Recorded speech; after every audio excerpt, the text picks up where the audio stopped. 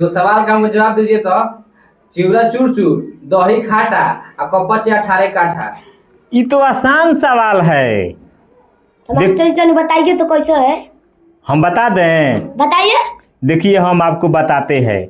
चिवड़ा चूर चूर, हाँ। दही खाटा, हाँ। आ कौ पचे 18 काठा। हाँ तो देखिए ये 72 पचे 18 काठा। समझ गए? 18 काठा हो जाला मास्टर जी? ये नहीं खा जानत ना। देखिए जब ये सवाल है 72 पचे 18 काठा कैसे हुआ, ठीक है? हाँ। तो 72 में 5 से हम गुना करेंगे। देखिए 72 में जब 5 से हम गुना करेंगे तो कितना होगा?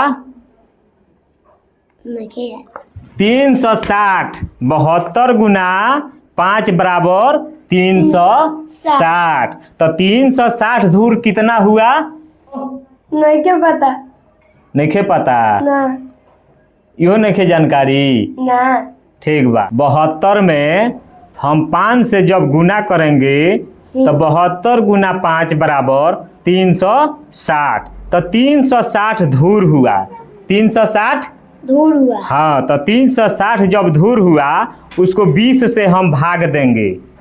72 गुना 5 बराबर 360 धूर।